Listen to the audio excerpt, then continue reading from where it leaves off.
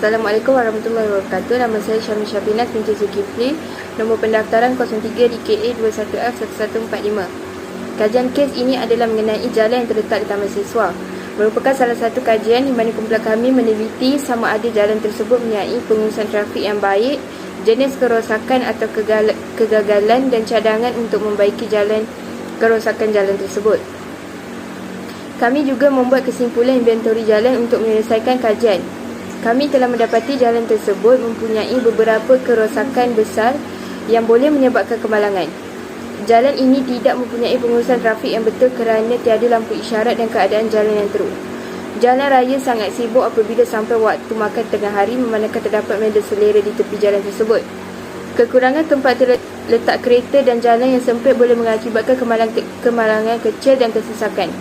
Kumpulan kami telah pergi ke jalan yang dipilih untuk melengkapkan lagi kajian kes dengan melakukan beberapa tinjauan penyaman jalan.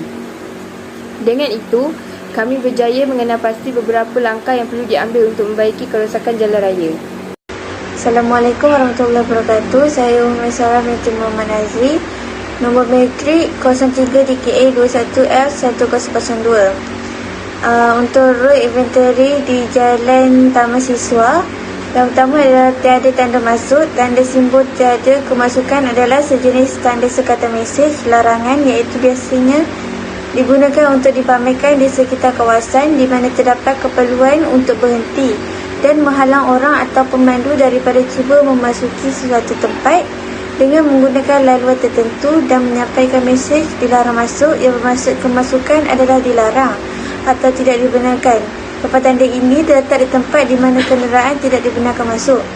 Ia biasanya didirikan di hujung jalan sehala untuk melarang lalu lintas memasuki jalan di arah yang salah dan juga di setiap persimpangan sepanjang jalan sehala. Ia adalah diletakkan untuk mengelakkan kesesakan lalu lintas akibat jalan yang sempit. Kemalangan jalan raya boleh dielakkan. Seterusnya untuk tanda lalu lintas sehala. Trafik sehala ialah trafik yang bergerak ke satu arah. Satu hala jalan ialah jalan yang sama ada memudahkan lalu lintas sehala saja atau direka bentuk untuk mengarah lalu lintas dalam satu arah. Simbol anak panah kekal penting dalam reka bentuk.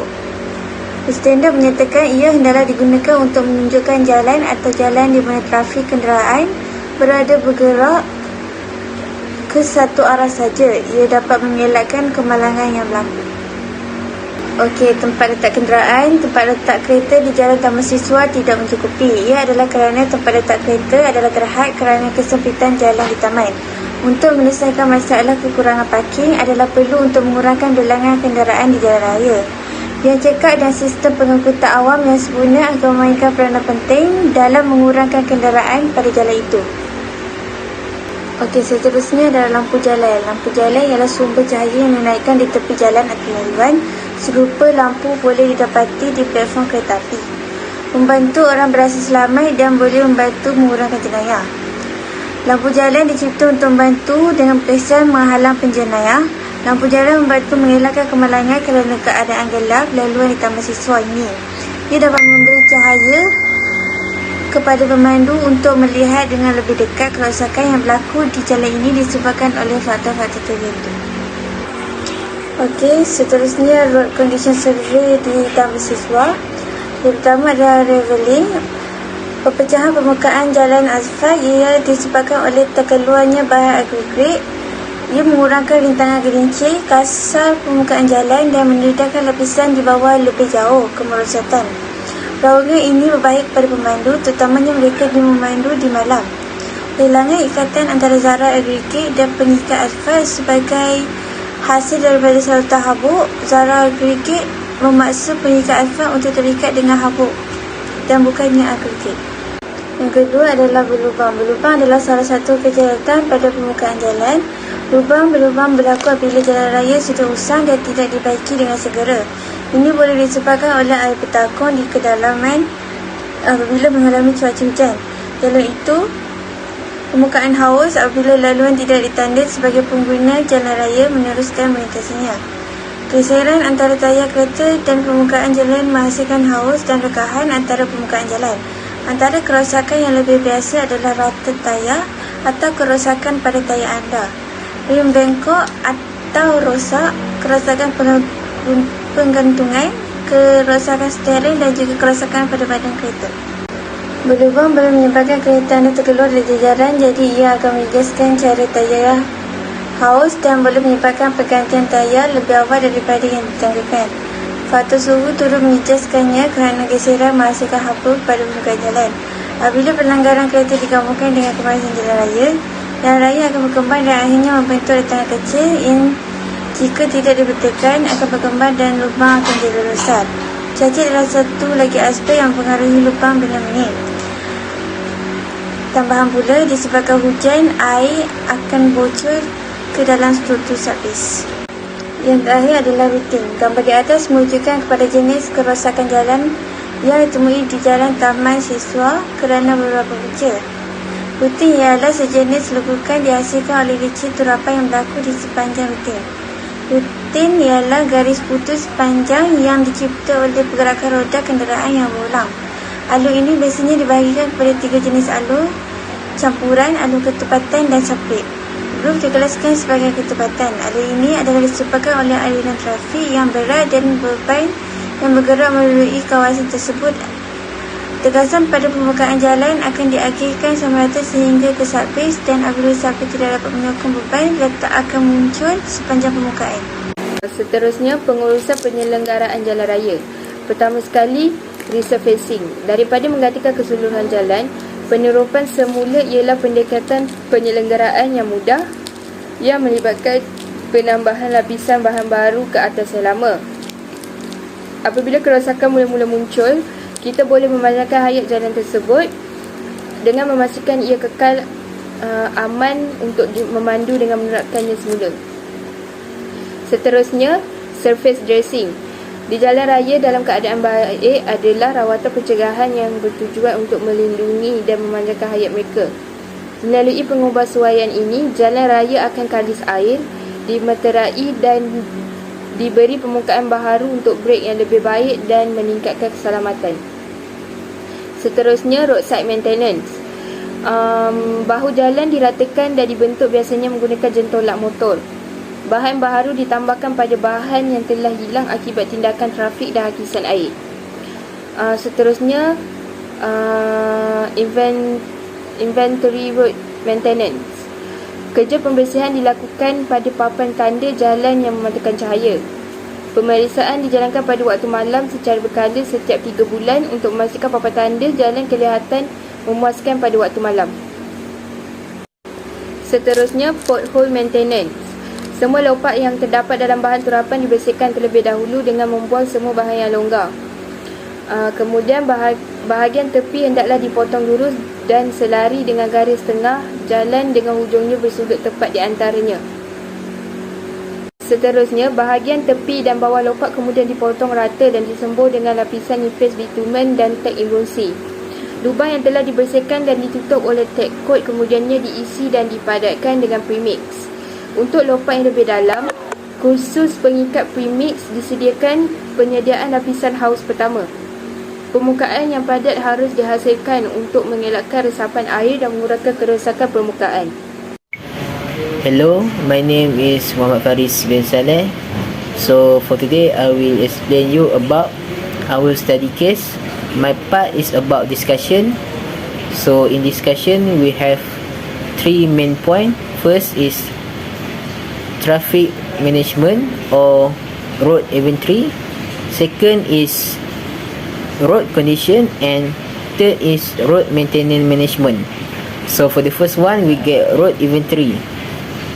For your information, road inventory is a thing that we put at the road to maintain their safety to the user.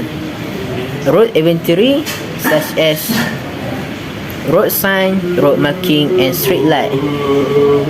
For your information, this road inventory provide the user for a better experience when they use the road. Second, we get road condition, where we talk about road condition because sometimes accident happen because the road condition is very bad. When we look at the road, we can see many hole or many crack on the road. So for this, we need to check the road condition to maintain the road safety to the user. Road condition also can provide a better experience for the user and make them more confident on the road. Thirdly, we have road maintenance management. The authority must have do their job. The authority such as government or JKR must do a periodic road maintenance to avoid the road from any damage. Periodic road maintenance can be in many ways.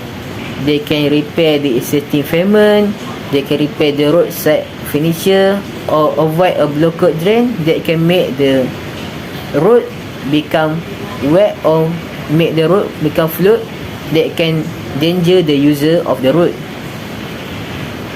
For example, if a road marking on the road cannot be seen clearly, they need to make a new road marking for the road to avoid the user confused and help the user of the road to get more safety when they are driving on the road. That's all for me. Thank you. Hi, my name is Harid Hakimi bin Abidin. My matric number 03 DKA F1027. Today I would like to talk about conclusion and recommendation about our case study.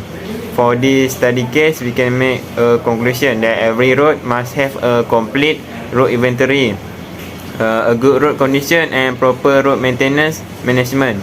A safety road must have all things that have been discussed in the discussion. Furthermore, a safety road can be seen clearly when the road maintenance management do their job properly and without any mistake. In this highway and traffic engineering, we learned that road and traffic was a very important thing that need to be learned to become a knowledge civil engineer in the future. From this, we also learned that every road must be in good condition to provide safety and comfortable feeling when user using it every day.